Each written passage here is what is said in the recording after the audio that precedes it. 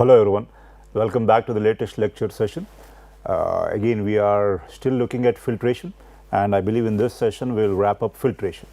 Filtration, we are trying to remove suspended particles but of relatively smaller sizes than those that will be removed during sedimentation, right.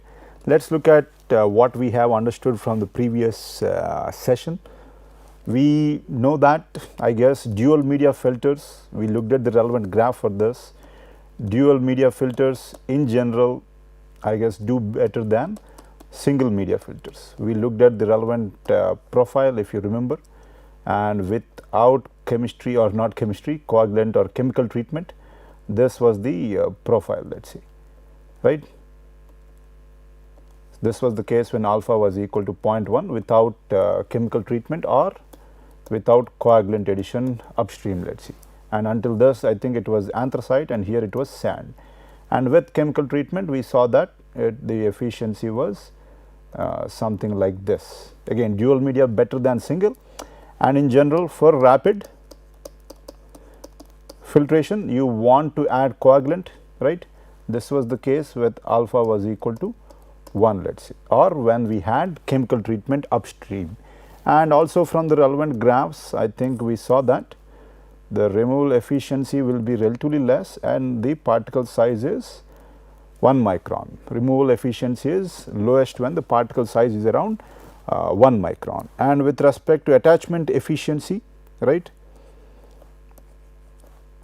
we looked at different aspects, one due to inertia, one due to gravity, and one due to diffusion, let us say, right.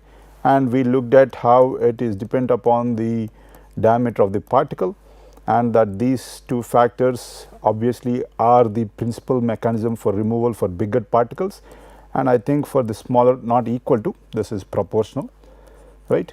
And with respect to diffusion, it is obviously for the smaller particles. This is something that we looked at, and obviously we saw that head loss will increase over time of operation, and for head loss, depending on whether it was laminar or let us say Frockheimer's flow, Reynolds number being between 1 to 100, right. We have different equations, and also within that we have equations for spherical particles and for non-spherical particles and such, and for that to take into account we also have the shape factor and such, let us say. So, I believe these were the aspects we looked at in the last session, and we were about to look at the design aspects with respect to the head loss, right. So, we looked at this aspect, yes, and we have the total head here under drain, and here obviously we have the surface arms, yes, when you want additional level of mixing during backwash. So, fluidized bed and expanded bed, well, this should not be a figure that I should use because of what I am going to discuss later, or in considering what I am going to discuss later, but in general you understand what is happening, at least within this same volume, okay, within this same volume. Obviously, relatively lesser particles will be present. Why? Now, the total volume has increased or the total height has increased, but one aspect to keep in mind is that the volume of the solid or the media particles within this depth and or within this volume and within the total volume are still the same, right. The porosity of the bed is increasing here, right. Porosity of bed is relatively less here, as you can see. Porosity of this expanded bed is now higher, but the volume of the solids itself, total volume of solids over the entire bed here and over the bed here is still the same, right. We will look at why that is relevant, and we also looked at the backwash velocity. If the backwash velocity is higher than the settling velocity of the particle, then this particle will be, or the media, here I am talking about the media will be removed. So, I do not want this to happen, that has to be kept into account, let us say, or taken into account. So, backwash velocity must be high enough to give good expansion. So, again I guess 10 to 25 depending on which particular or how dirty is the water coming in, right. You can even have higher bed expansion or such, let us say, right. So, design parameters, typical velocity is 35 to 60 meters per hour, yes, you can get an understanding of what we are talking about. And if you remember, we also looked at relatively lower what do we say filtration rates earlier, let us say, right. So, bed expansion again 30% or so. In general, thumb rule, the value of the freeboard let us say in centimeters should be greater than the value of the backwash rate. Again, that is something to keep in mind, let us say. Yes. So, between backwash and bed expansion, obviously there is going to be a relationship which we are going to use later. Let us look at what it is. Again, this is what I was trying to say earlier, the total volume of the solids does not change, right. Now, the total volume of the bed has increased, but the volume of the solids within this total bed is still the same. That is something to keep in mind. So, volume of the solids before expansion is equal to the volume of solids after expansion, total volume anyway. So, if there is a constant what do we say, bed porosity, assuming that there is a constant expanded bed porosity, right, which is not always the case, but for purpose of understanding. So, this is 1 minus porosity, let us say, porosity of the non-expanded bed, porosity of the expanded bed, let us say, right, and surface area, and this is the depth before expansion, and this is the depth of the expanded bed during backwash, right. So, that is what it will be equal to. This will give me an idea about the volume of the relevant solid particles or the media, let us say. Yes. So, if I play around, I can get this depth of the expanded bed. Yes. If it is not only one layer, but there are different layers with different porosities, then the weighted average with respect to the porosities and the fractions will have to be taken into account, right. So, if it is not only one bed and there are different beds with respect to, or if the expanded bed, pardon me, is stratified, then obviously the relevant weighted, this is the weight and this is the averages that we have to take, let us see, right. So, let us move on. F is the mass fraction in the ith layer, depth of the expanded bed, porosity of the bed, right, and this is porosity of the expanded bed, depth of the unexpanded bed, right, mass fraction of filter media with expanded porosity, right. Again, different aspects that you can consider, but in general for our understanding this is good enough. Surface area, obviously plan view or top view. So, what is the equation that we will use to be able to look at the backwash velocity and try to relate it to our expanded bed porosity. So, it is the Richardson-Zucchi equation, and here again it is depend upon the particle Reynolds number for the ith layer, right, and it is also depend upon the settling velocity of the relevant particles, let us say. So, that is what we have here, settling velocity of the particles here, and this I guess is backwash velocity, and this is the settling velocity as we just have that here. And typically people, at least in India, I think my TA tells me that they have asked questions based on this particular aspect in some of the exams, let us say, right.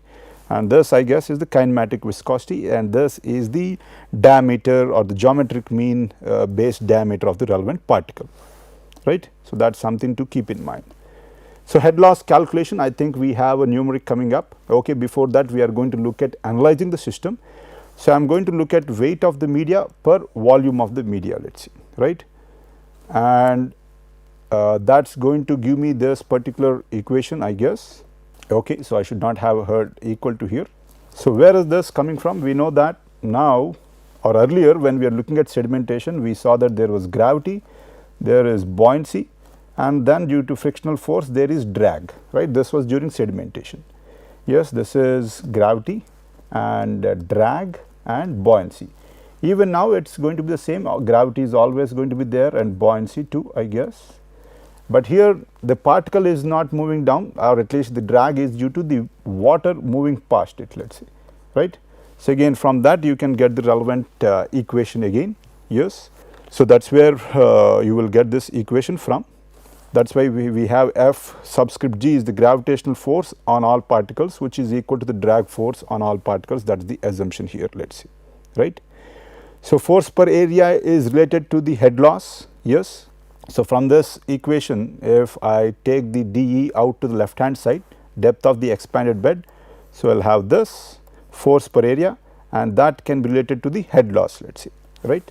And from that I am getting the equation for head loss. Yes. So, from that I am getting the equation for the head loss during that particular backwash. And here obviously I have the porosity of the expanded bed, but I know how to place that with the porosity of the bed in general. So, we have this equation, yes, and I know that this particular set can be replaced by this, This is during expanded bed when I am looking at backwash. This is the usual case, let us say, when filtration is taking place, and this is relatively easier to measure than when compared to this. So, though we have some assumptions here and such, as you can see, more or less I am concerned with this particular set of variables which I can measure easily. So, now I can get the head loss here, let us see, right, head loss during what do we said, head loss during expansion, let us say. Expanded bed head loss in terms of the unexpanded bed head loss. Note that the head loss is independent of the backwash velocity. So, one other aspect seems to be that, as can be seen here, it is independent of the backwash velocity, density of the particles and the relevant water, porosity and the depth of the bed, right. So, these are the relevant aspects, but not the backwash velocity. So, let us look at a question or a numerical here to better understand the relevant aspects and the applications. We have a sand filter and we are trying to cater to a 2 lakh populace, and they consume water at 140 liters per day per person. Rate of filtration is also given, and looks like we need 5% of the filtered water for storage to meet the backwash requirement, right.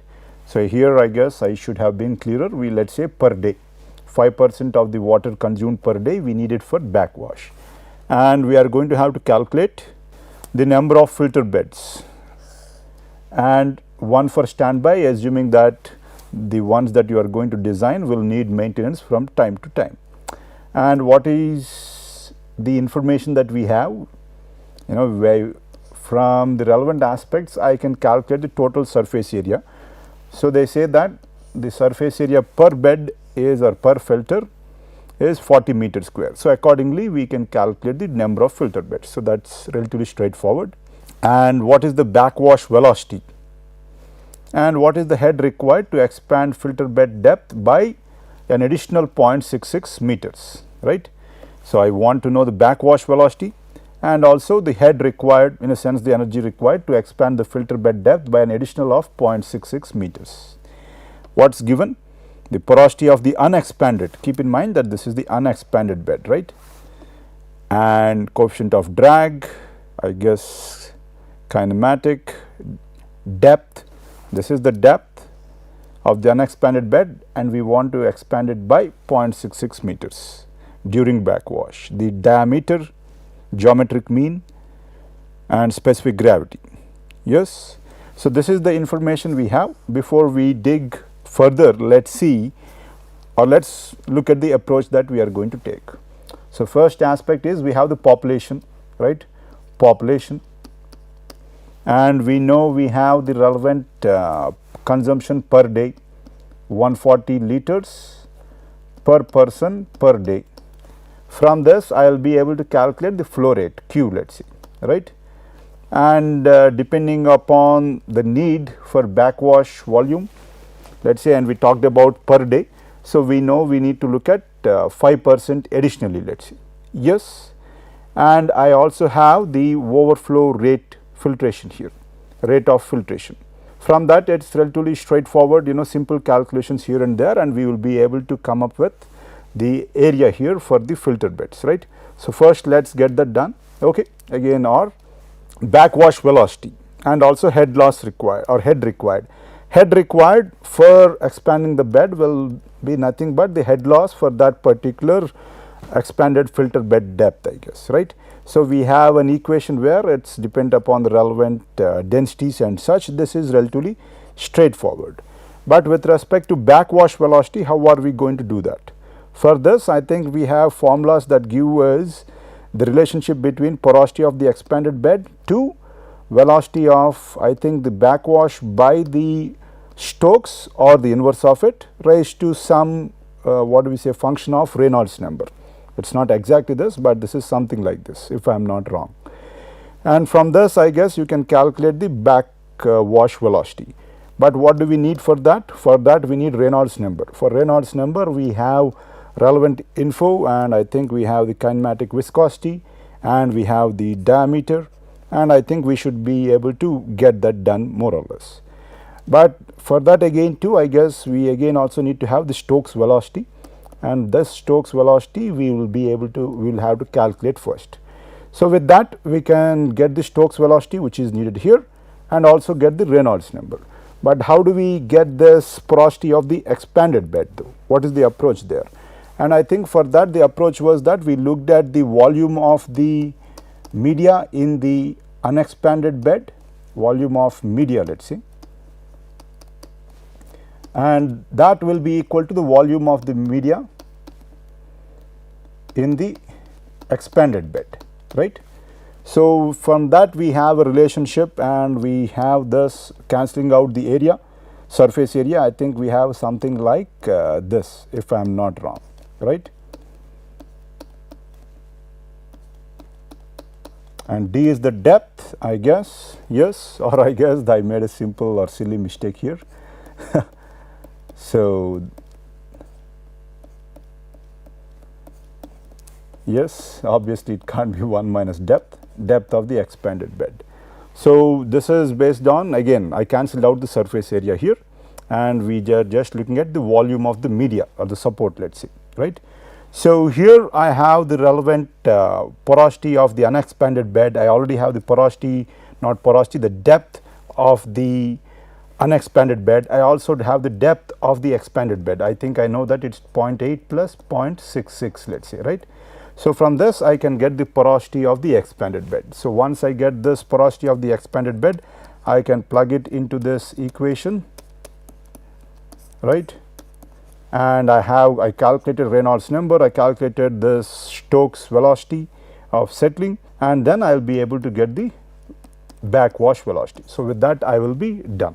But in general here obvious assumptions are that we are assuming that the head loss will be equal to the head that is exactly required, but that will not be the case. In general you will require slightly higher head or energy, let us say. Again we have looked at the approach, let us go forth and finish this up.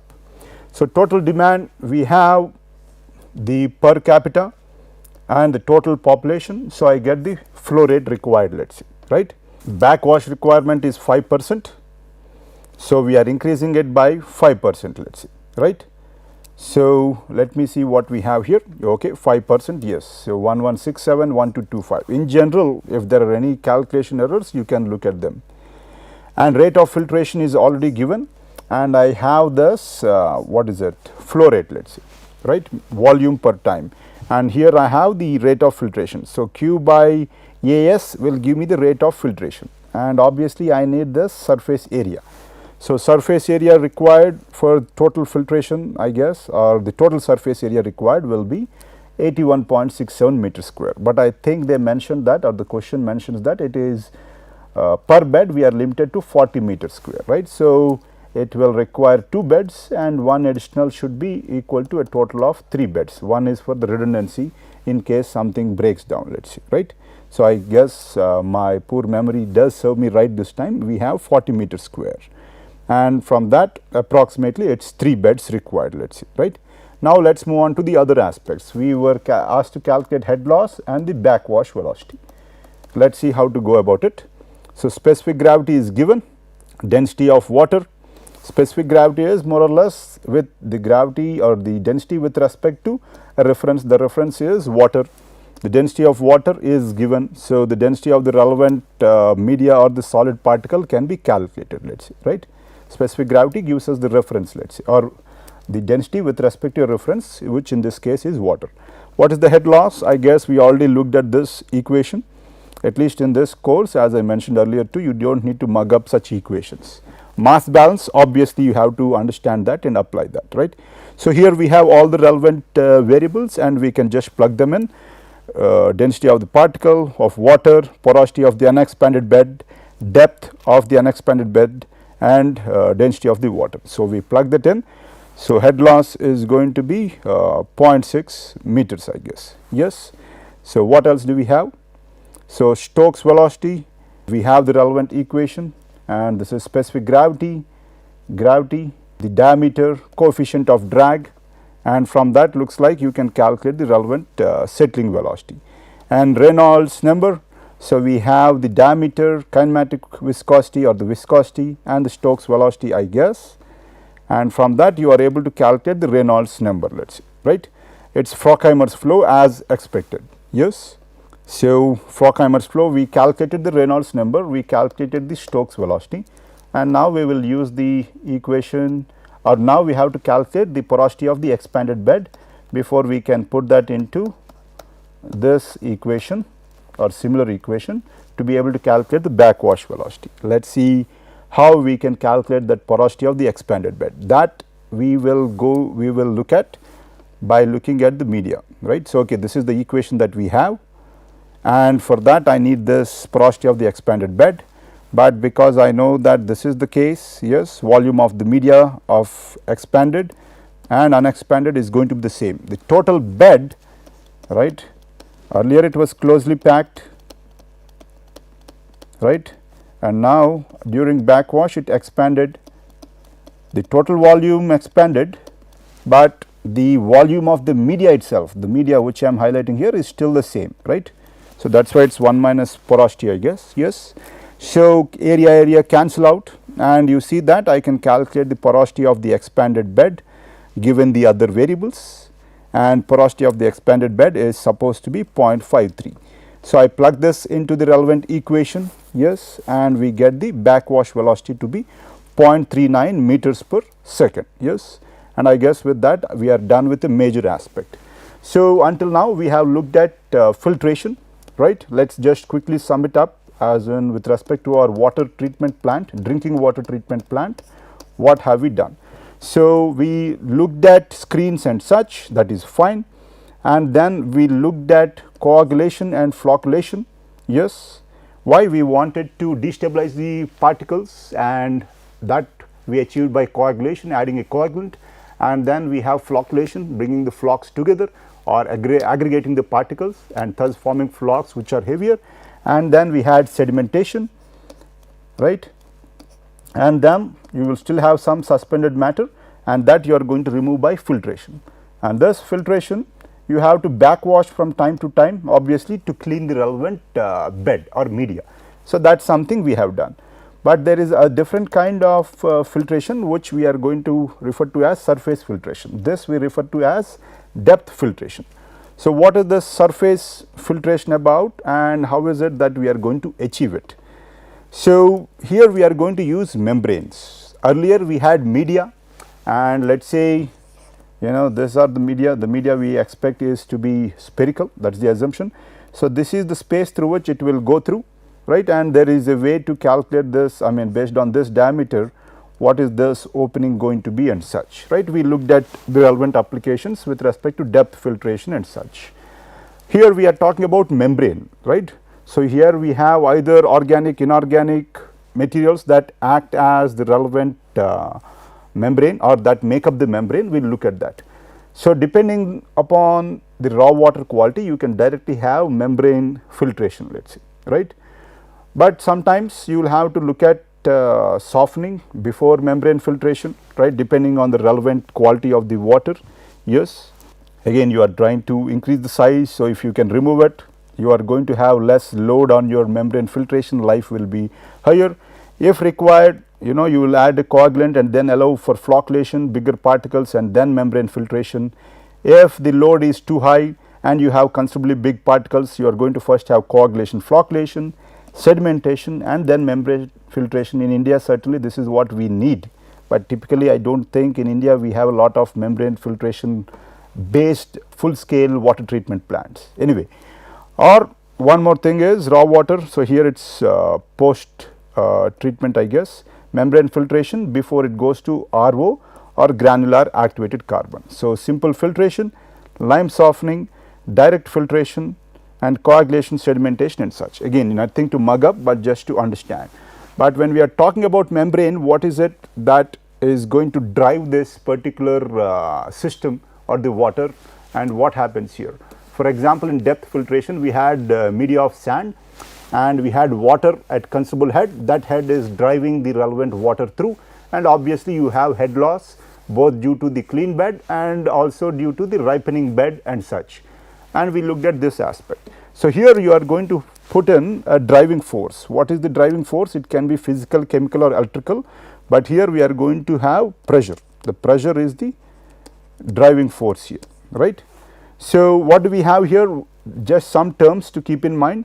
Feed, right, the feed water, which is the raw water that comes through or that comes in contact with this semi permeable membrane, and you have the particles typically based on size being rejected. You are going to have rejection, and the water that comes through, which we are going to use for our own purposes, is the permeate. So, feed and permeate, and this particular particle is rejected. So, the concentration in this particular reject or such will be relatively high. So, it can then be called concentrate, or as you can see, it is accumulated and the rejected material is migrating back into the solution. That is why we call it as concentrate, right.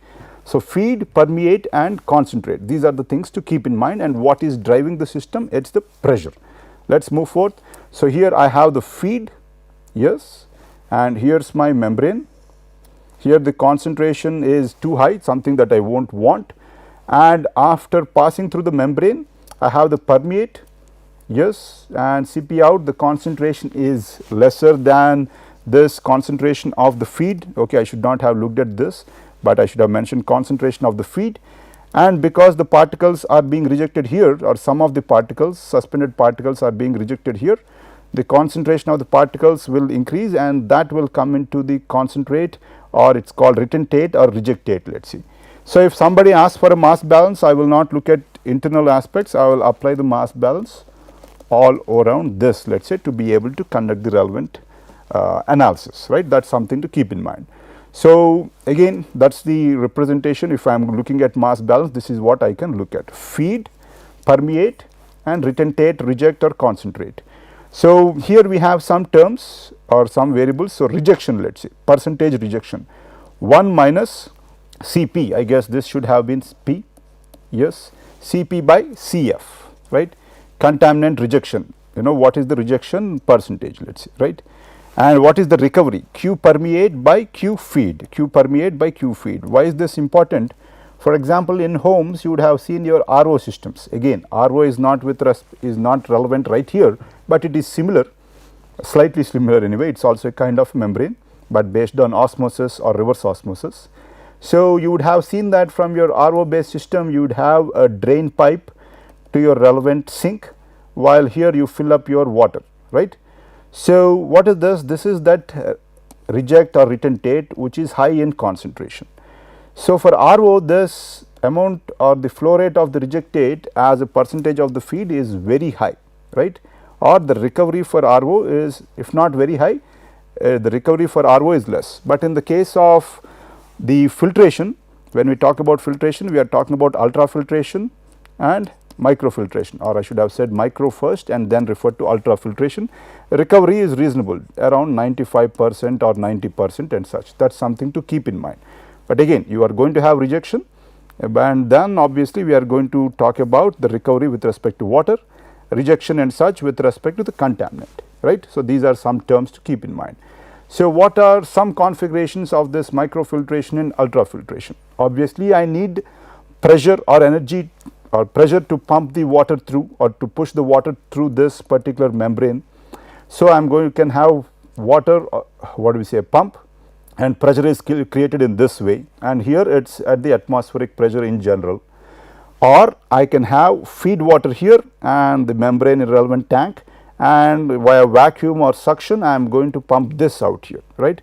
Pump suction pulls the water through the media, right. Pump suction pulls the water through the media. That is why you are again going to have a difference in pressure between here and here, let us say, right, transmembrane pressure. So, that is something to keep in mind, just some generic configurations.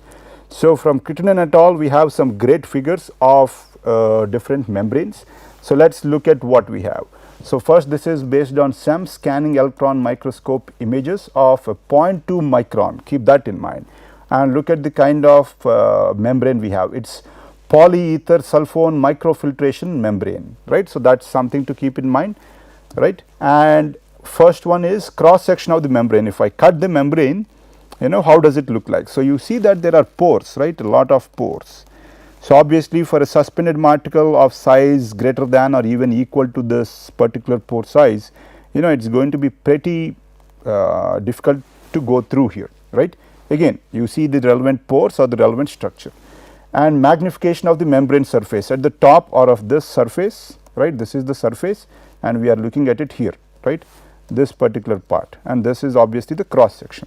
Again, please note that this indicates the thickness 50 microns. So, you can understand the thickness that we are talking about. Yes. Okay, so let us move forward. So, here you can see the pore size and the particles are going to come here, particles meaning suspended particles in the water, and you have pores of different sizes, but again you understand how it is looking in the cross section, right. So, they are going to be removed by filtration. Here the primary mechanism is straining or screening, let us say, right. With respect to depth filtration, we looked at various aspects, sedimentation, flocculation, right, and such, but here it is usually only screening or straining. So, we looked at the cross section here in greater detail and the surface. So, again you are talking about exclusion based on the relevant size here, right. So, let us move on, and here we are looking at this particular membrane. Earlier we cut this and looked at it. So, these are again SEM images, I guess hollow membrane here, but let us look at that. SEM image of a hollow fiber membrane usually used for ultra microfiltration and ultrafiltration, right. And water permeating hollow membranes, as in what happens is you have different kinds. Water will go through here, right, go through the screen through this particular, what do we say, hollow portion here, and then the particle is going to be filtered out here and the water will permeate through, right. So, that is one way for it to go out through. So, the permeate will be here, the particles are going to be what do we say, removed or filtered at this particular surface. So, that is one way, and different one, I guess, ceramic tubular membrane, again different kinds of membranes, but I just wanted to show that. So, what is the phenomenon? As mentioned, this is the most usual one. You have you saw the pore sizes.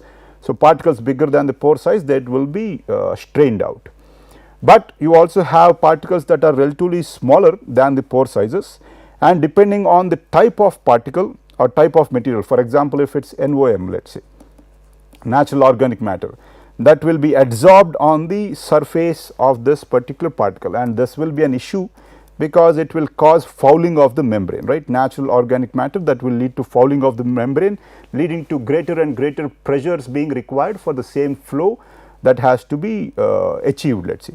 And sometimes you will also have finer particles being trapped by cake, but again you will keep backwashing the membranes usually. So, that is one aspect, but again this is one possible mechanism, right. So, types of surface filtration. When we talk about surface filters, we have two categories here, micro and ultra filtration and nano and reverse osmosis. So, these we do not refer to as filtration, even though we have nano filtration there. When we talk about filtration, we are talking about micro and ultra filtration. Micro filtration typically suspended solids, and ultra filtration typically colloids and even some molecules, but most of the bacteria and even some viruses, some not all, can be removed by ultra filtration. We will look at this in greater detail. So, obviously, if the pore size is less, size is less, I will have to apply greater pressure for the water to go through, right. Obviously, that means the cost will also go up, right. That is one thing to keep in mind. So, conventional filtration, well, you see not much, but with respect to micro filtration, again keep in mind that it is one order of magnitude lesser here. So, micro filtration, yes, here, and ultra filtration and nano filtration considerable overlap. So, only thing is greater pressures, but again we are looking at smaller and smaller sizes. We are talking about different separation processes, right. So, here are some aspects we need to keep in mind. I will primarily look at micro and ultra filtration here. Obviously, pressure is increasing, right. Why is that? Pore size is decreasing as we go from left to right. In general, the typical configuration is the hollow fiber, the picture for which we looked at earlier. Spiral wound is usually used for nanofiltration and reverse osmosis. Reverse osmosis, we will talk about this later, right. So, that is something to keep in mind. Water recovery, as we mentioned earlier, for microfiltration pretty good, for ultrafiltration, yes, reasonable, and even for nanofiltration, I guess, but for reverse osmosis you see that it is relatively less. That is something to keep in mind. Flux, right, volume of water going through per meter square of your surface area of the membrane per day. Here it is relatively less and getting lesser, right. And one aspect is, we will consider this or look at this later. If the flux is so less, then how am I going to achieve this level of what do we say, volume of water treatment within a reasonable plant area. We will come back to that, right. That might mean that I may need a huge plant area, right. Well, that is not the case, we will look at it later. So, what are the different kinds of particles that can be removed and such, we will look at that. But one aspect is, as the membrane pore size decreases, right, or let us say pore size here is highest, right. As the membrane pore size decreases, the pressure required will increase considerably, right, and then the money and such too, right. The cost for reverse osmosis are due to two factors. One is the pressure, and also because of changing the RO membrane from time to time. Microfiltration typically will remove bacteria and bigger particles, certainly suspended particles, most of the suspended particles in this range. And ultrafiltration will remove, I guess they are saying proteins, but in general even some viruses, not all will be removed, and any bacteria that is left will be removed by ultrafiltration certainly. So, these are the two aspects we are going to be concerned about, let us say, right. So, let us go forth. So, membrane configurations, there are two kinds of flows. One is the water is coming in like this, I am also applying the pressure in this way, and the permeate is going through here, right. So, only some goes through and lot of particles are trapped here, and this is the membrane. The other one is the cross flow, right. So, flow is going through like this, and the superficial velocity that is coming towards this. So, flow is going through here, right, but pressure is being applied in the different direction here. So, this velocity will be around 10 times lesser than this velocity, and again you are going to have permeate coming through. Why is this relatively better? Because you do not want to have scaling or a cake being developed on the membrane. So, with this kind of cross flow, you will see that this cake formation is relatively minimized. You can think of it as built-in washing, but here you are going to have dead end flow. So, this cake formation will be greater. So, back washing is required often, but for the kind of what do we say, hollow fiber ones that we use, typically at least I have seen or came to know that people look at dead end. Cross flow typically used in RO, at least you would have seen this in your homes, right. So, that is one aspect to keep in mind. And the reason is, or another aspect to consider is that for this, the what do we say, removal rate or such is such that you will have to recirculate this water quite a lot, and it can be as high as 25 or 30%, let us say, and that for a bigger plant will be a huge volume of water, this recirculation, let us say, with the water that is coming in. So, that is something to keep in mind. So, for membrane filters we looked at this micro and ultra filtration. This is the hollow fibers, this is the usual one, and we looked at this, right, water is going through into the plane, right, and spiral wound. So, water is going to flow like this and such, we looked at this, and then is going to be collected here for typically RO and such. This is what we are going to have, right. Let us move on. So, here we have the hollow, right, and spiral element. We will talk about this in the relevant RO relevant section, but here you can see the relevant flow. Feed flow is coming in, residue is coming out like this, and the permeate is going to go through the spiral process, and you are going to have this the permeate being collected in this perforated central pipelets, and you can see the membrane out here and the permeate spacer, right, membrane and the permeate spacer. Again we will talk about this in the relevant section for RO. Here you see the relevant figure again for spiral, I guess, right, but again this is for a bigger system. So, filtration cycle, you will have to have backwash to dislodge the particles from time to time, similar to your depth filtration, and sometimes you will add agents, chemical agents, depending upon the type of what do we say, scaling or such that is occurring on your membrane. So, one aspect is we should consider the filtration rate, as I mentioned, between membrane filtration and rapid granular filtration. Here you see that it is 5 to 15 meters per hour or 5 to 15 meter cube per hour per meter square of the relevant bed, but here you see that it is pretty low, what, 10 times or 100 times lower. So, how is it that I am able to achieve the level of treatment required while also being able to cater to the needs of the this high, what do we say, volume of water? As in, I can't have a huge plant. The reason is that you can, what do we say, pack it well enough. The surface area of your particular what do we say, packed hollow membranes is going to be relatively high. So, per unit volume there will be more surface area. So, that is the relevant aspect here. That is how you are able to achieve feasibility. And pressure obviously you see relatively higher, and I guess comparable, but relatively lower for rapid granular filtration. And filtration cycle, we know that it is 1 to 4 days here. You see the order, it is relatively less, let us say, right. And ripening period is none. Here we know it takes around 2 hours for that ripening to occur, so that you have the peak efficiency of filtration, right. So, let us so as I mentioned, straining is the major aspect. Here it is depth filtration. Let us move on. So, membrane fouling will occur from time to time, right. So, here is the hydraulically irreversible fouling initially. So, when fouling reaches this particular aspect or high enough, your transmembrane pressure required to pump that particular flux through, alright, will be higher. That is what is happening with time. The pressure required to pump that particular water through is increasing. So, at that point you are going to stop and backwash, and then the pressure required is going to come down, and you are going to have these cycles. But slowly but surely you see that your starting point you are losing that, right. So, even though you backwash, you are never able to come back to this particular or more or less near that particular initial case, and then you are going to sometimes have the backwash with chemical cleaning, and you will come back to a relatively better scenario, but still you will have some fouling, and this is irreversible fouling now, right. And over time obviously different, I mean over few months or such, this membrane is going to be irreversibly fouled, and you will have to apply way too much pressure to get your water through. That is something to keep in mind. And one other aspect is, we talked about the issues with respect to natural organic matter. It will interfere with activated carbon.